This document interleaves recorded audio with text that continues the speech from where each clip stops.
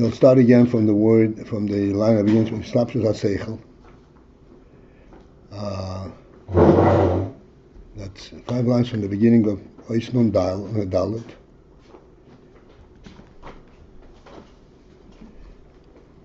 We're saying that it's hitlabshut sechel.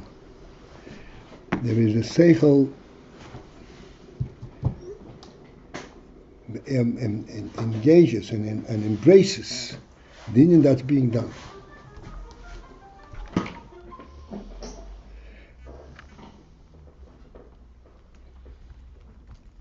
But in a zika, a simple action like the throw, which from the koyach hatnu itself, it is on the very low ebb of the koyach hatnu. There is not that much of a visgalus that effect and the statement of sechel in there. And then at the end of that line, this is where we being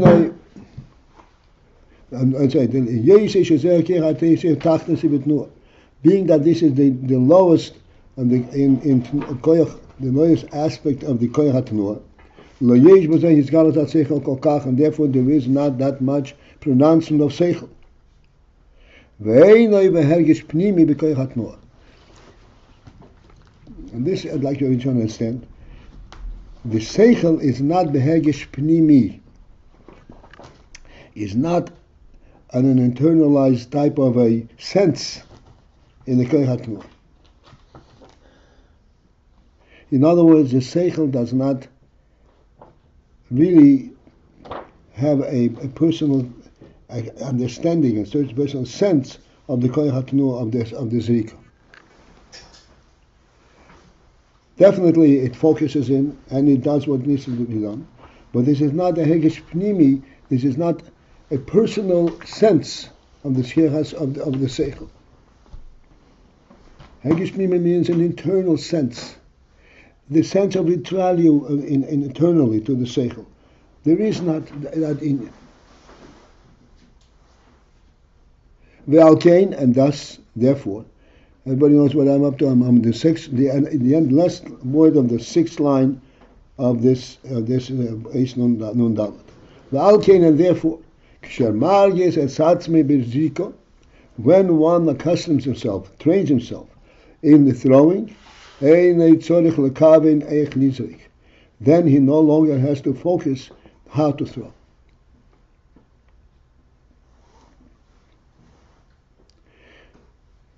Because the sechel aspect in the throw is not a sechel pnimi.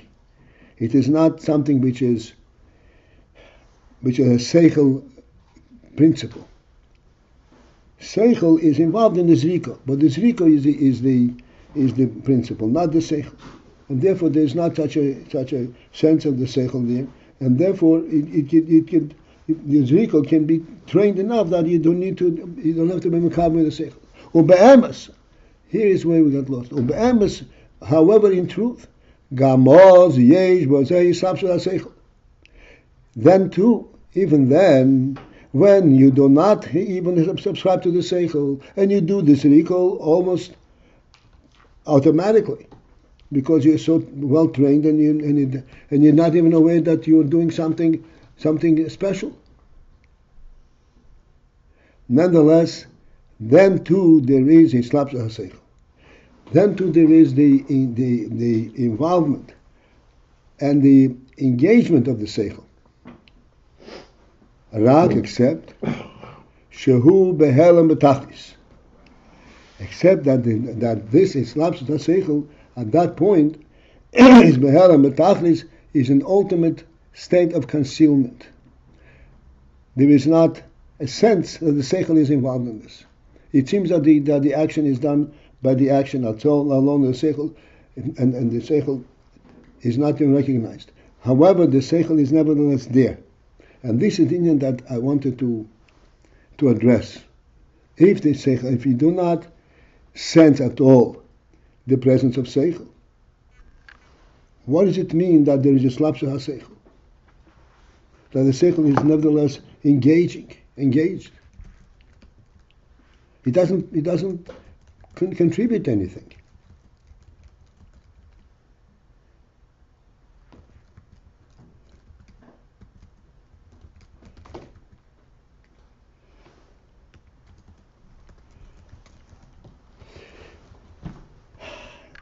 So to explain this,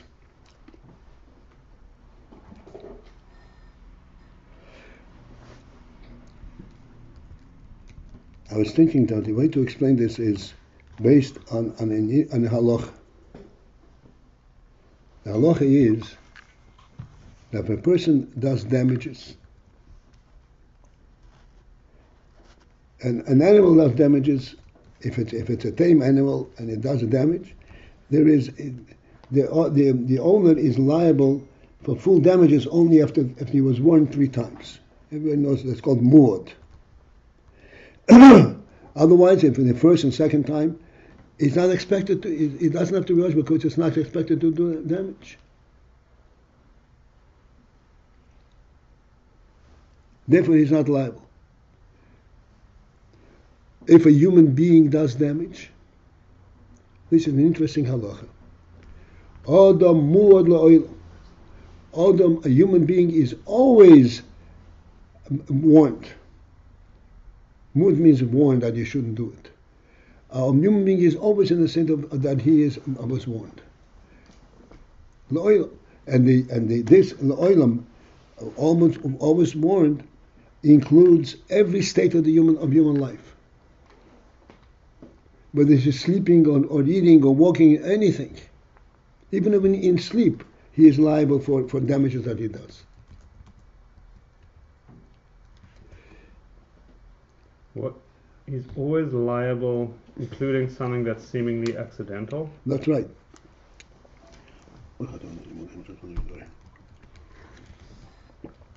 He's always liable. I said even if he's asleep. Okay, the head of the axe that flies off, the head of the axe, the man chopping wood, and the head flies off and hits the other man. Clearly there was no intent, but somehow there's a degree of responsibility. Our point here is that in that case he has to go to Golus. So this is always muad. He always has a degree of responsibility. Mm-hmm. Muad means he was forewarned. A human being is always in a state that he was warned about damages.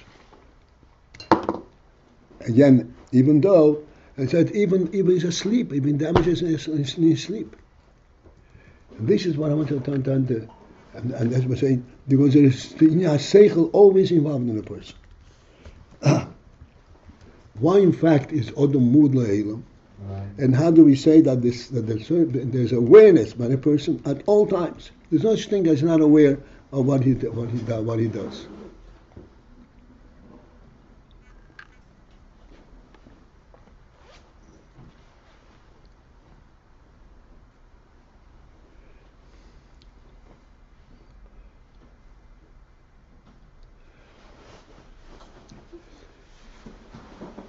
The principle behind this, that he is always aware, even in his sleep, is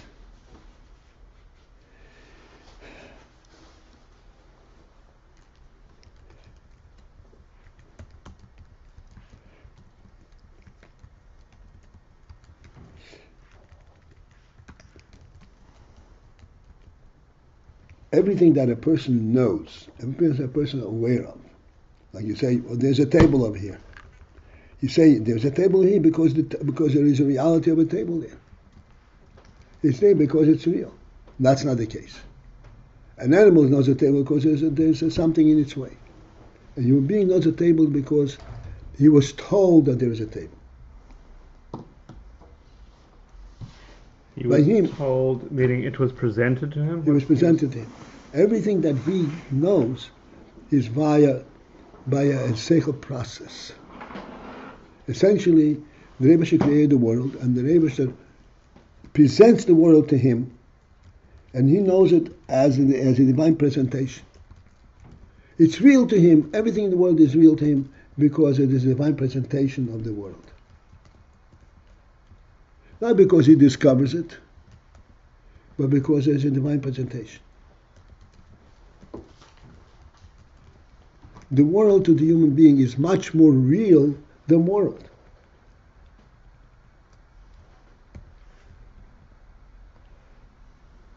What happened there? The world is much more real than world? What are you saying? Right? It's not a worldly presence. It's not like you say evolution. The world created itself. That's not the world that a human being relates to.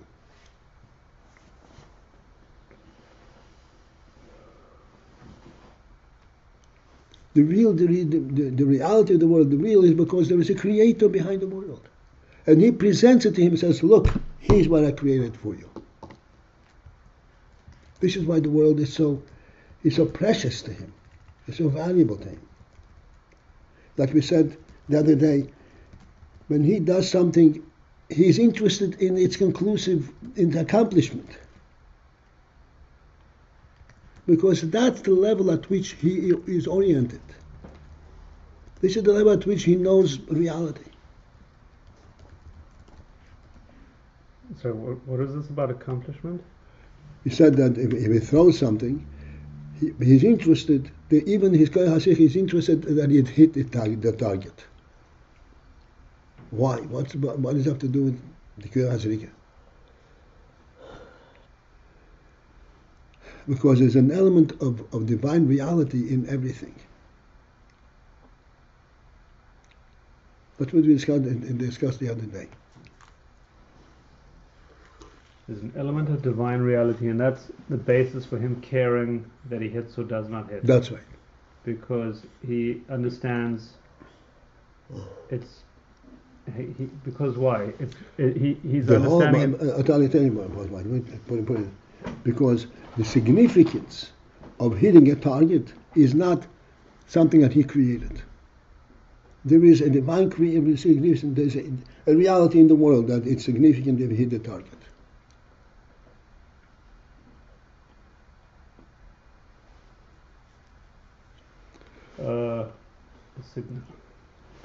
It seems like there's one thing is God made the world as it is. Our actions within the world are significant because they're the proper processing of God's world. They're improving the world. We were presented by God the world in which we function. Our actions are recognizing the significance of the world. That's why we are reacting. Oh, they like have divine backing, or they like That's have right. divine purpose. Divine significance. Okay.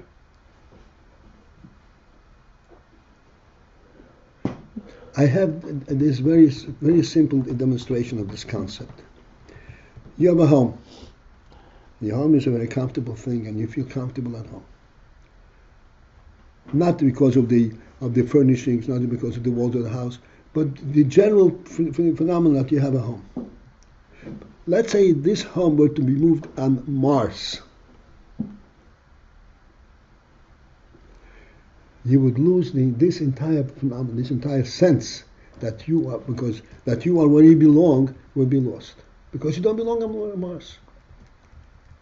The same comforts, physically speaking, but you don't belong there in the first place.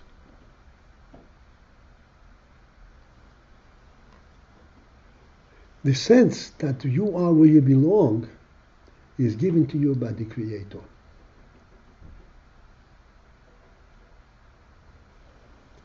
He created the world and he put men on earth and he says, this is your place. Therefore, everything in human consciousness, in human behavior, in human value begins from the sechel of this presentation, the divine presentation. This is why there is no such thing as being oblivious as to what you do. There's no such thing as being oblivious by human being. Or the mood liable. His whole reality is based on this awareness.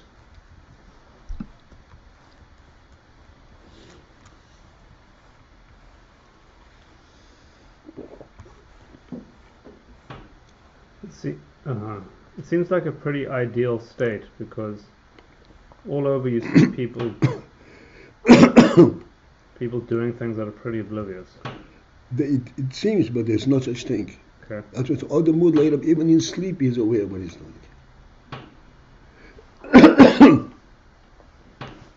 That's why I brought down halacha. Halacha it makes it a so to speak, a definitive, conclusive statement.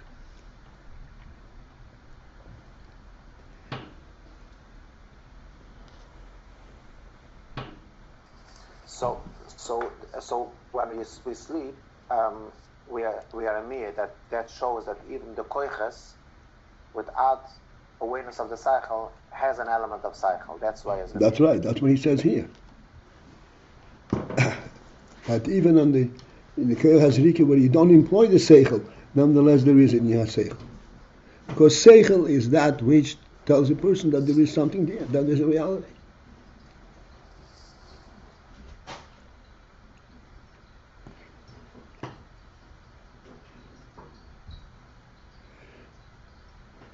Again, I'm bringing it back again because of its question of significance.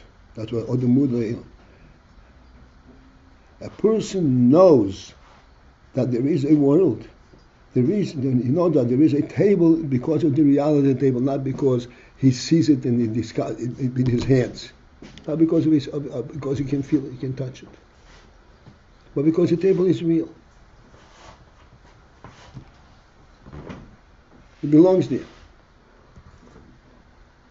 And I think that this illustration of a home on Mars is a very powerful and clear way of identifying this. If the home consisted in the couch and the bed and all the comfort, so what's the difference? Let it be on Mars. And we all recognize that this is not acceptable at all.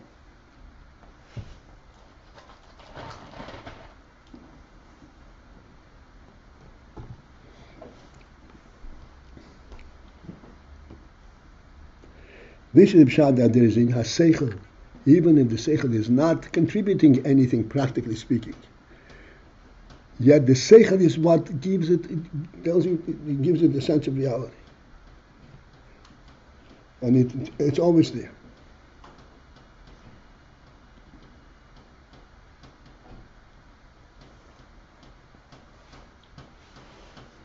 Even they said in the throw an automatic throw, that he didn't have to concentrate.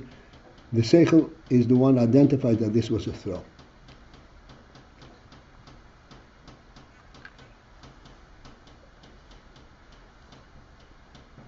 Can I ask something?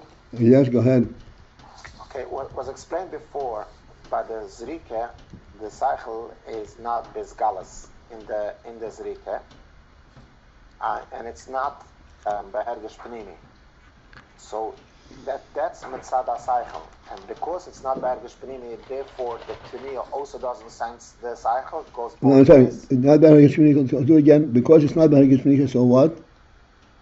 Now, I'm trying to ask, because it's not behergish panini mitzada cycle, therefore the tenua, the koyach hazrika also senses that's not behergish panini in the cycle. Therefore, it doesn't sense the cycle. It goes both ways, like to say. Yeah, Because the cycle. yeah, that's right. There's no yizgam sechel kol kach. He said there is, but not kol kach. Kol kach means to the fullest extent. So if it would be behergish panini, then the koyach hazrika would sense the cycle too. That's right. Okay. And he could not throw without concentrating.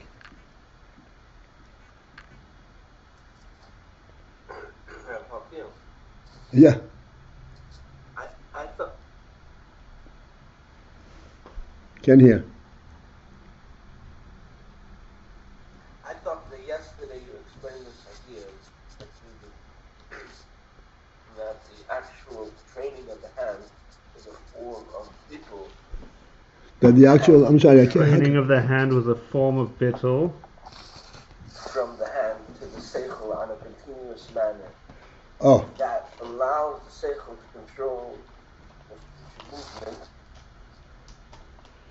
That's right. That's not the gilling. Yes. Because there was the whole debate over there, what is hand, the sense from the sechel. The hand is in full obedience of the sechel. Now the Rebbe explains, the Alter Rebbe explains, that the hand is controlled by the rotzen. And the minute that a person wants to move his hand, the hand moves automatically. Not because the hand moves automatically, but because it's completely subservient to the rotzen. Why is the hand completely subservient to the rotzen? Because the hand is part of the Meshach's creation. It is portal to the reality of the divine reality.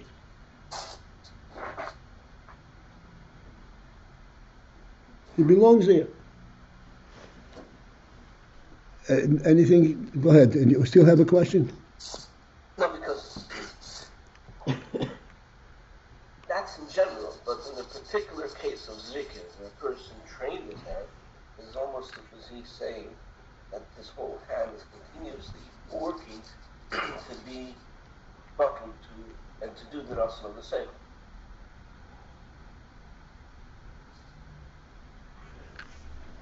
Can I make it a little? Do it again. Okay, yeah.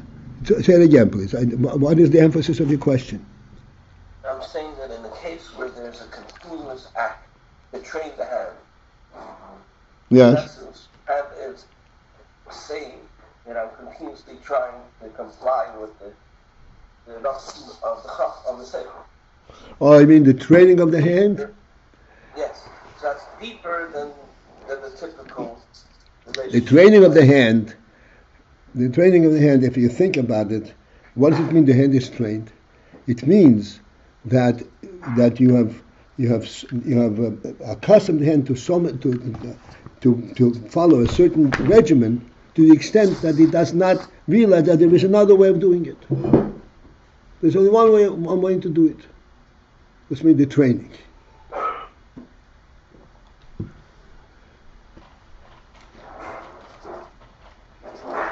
And this is why when it says when against Murgel, why? Because he was Margil means that now he is eliminated from his consciousness that there is any other way to throw, but the right way. That's in from Hergel. Try to open up an aleph base and see if you can call an aleph a base.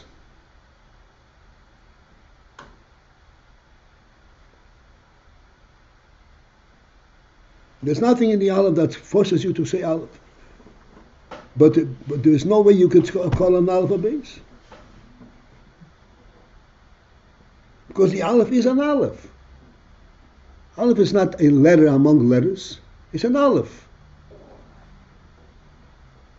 Fully.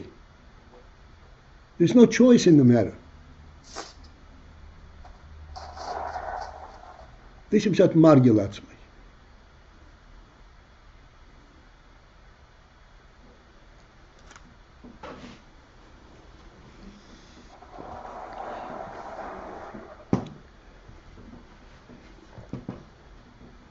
So the hand can be margil to do the throw in the right way, and it eliminated the possibility of any other way to throw.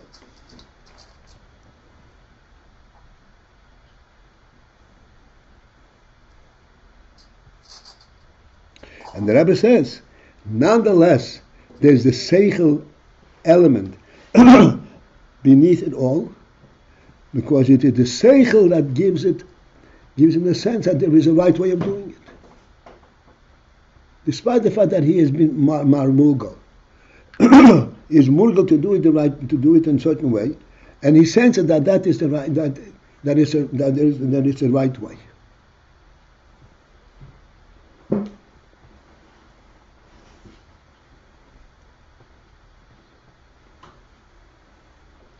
Again, on the other base, I am murgal to call an aleph, but I also said that this is the right way.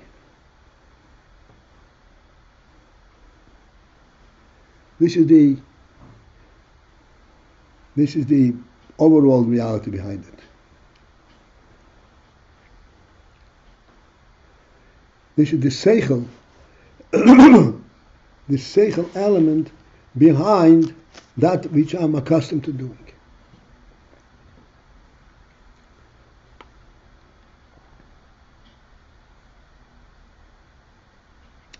Okay, so let's continue now. The line begins with the word yoiser.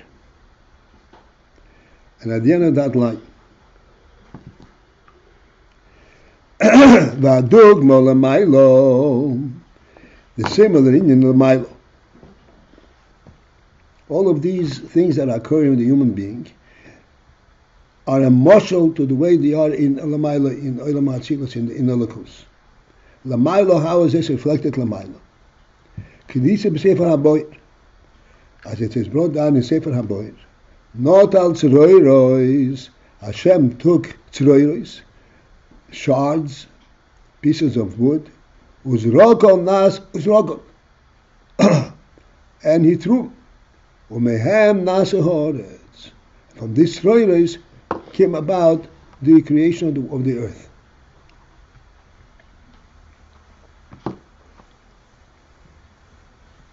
Tzroirois, it's like pottery shards, like Tzroirois are pieces of wood. The splinters, remainders. Yeah. Splinters. From them nasas haaretz. B'yodua. What is it? What is the implication of this? Yodua, it is known shezehu bechinas koyach hagvul shebein soif. Here we'll have, I said again, we'll have to put on thinking hat and think from a divine perspective rather than a worldly perspective. This is the koyach hagvul shebein soif.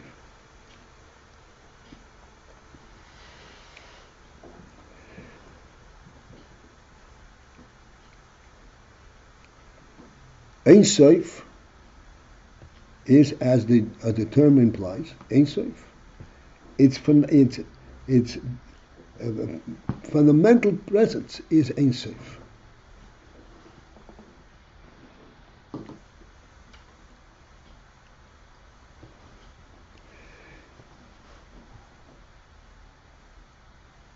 Let us translate it at our level.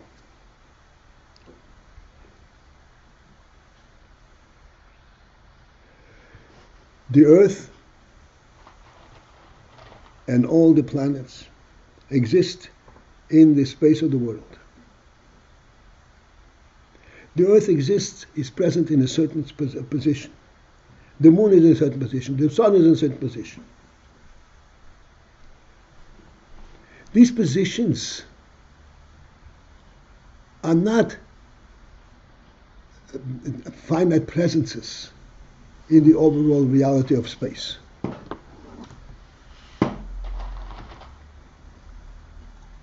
It is they're all part of the overall reality of space. Yet, there's a position for the earth, a position for the moon, a position for the sun, and for the stars. This positioning element, this is identifying within the infinity of space a finite and a definitive place. When you identify this finite and definitive place, is this place that you have identified no longer infinite, part of infinity? Of course it is. But you identified a finite element within infinity. A definitive place within infinity.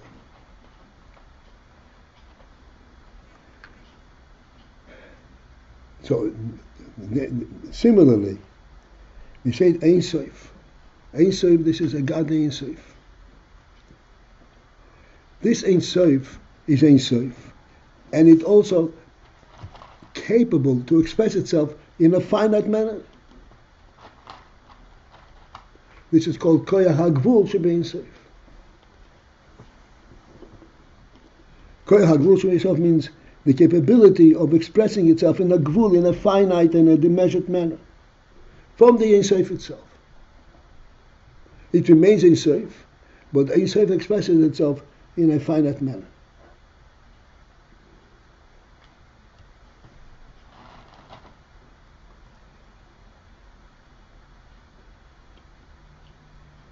So this in not the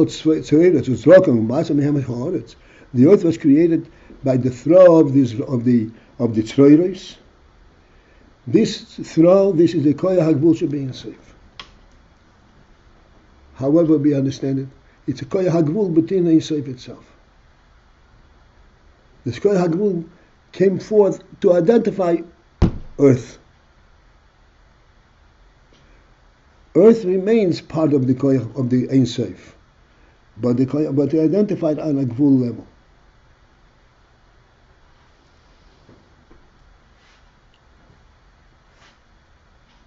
Sheba, which is expressed, comes forth. In other words, it expresses itself.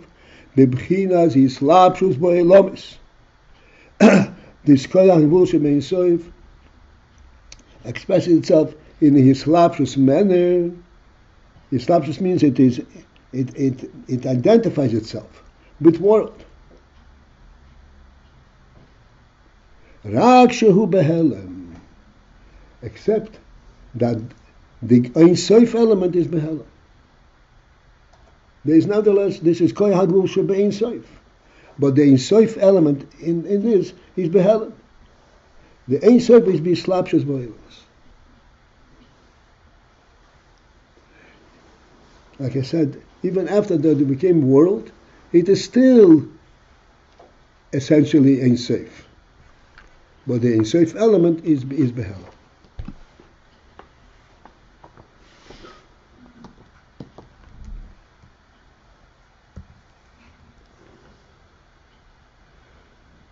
Obi Gemara, the Chagiga Yisa. The Gemara in Chagiga says like this. HaKadosh Baruch created this world with 10 things, 10 aspects. B'chochma, b'sfuno, b'das, b'koyach, b'gayro. The 5 things that are mentioned is chochma and tvuna, chochma and bina, and das, and then b'koyach with the koyach, with the force, or b'gayro, and with the scream, with the command, in other words. The Asora Dvorim, or all these 10 things, kulam, all of them, hu sheboyim b'bchinas hitlabshus. These 10 things are all coming from the Ein Sof, but they mislabesh in world. They identify themselves with world. Even Chochma, like we said many times lately, Chochma is not the beginning of the Kochas HaNefesh. The beginning of the Gili HaNefesh is in Rotzen and Noinik. Rotzen and Noinik we can't even identify, that's Bli Gvul. Chochma is the first level where we can identify with the specific aspects. So this is like already within the context, a worldly context. Rotzen and Noinik is not within the worldly context. It's a really super world. It's a godly presence in the world, in the human being himself. There is no cause for Rotzen and Noinik. The expression in Chassidus, in Kabbalah is ein tam lo rotze. There is no reason. There is no basis for rotze. Rotzen is a finite expression of Bli Gvul.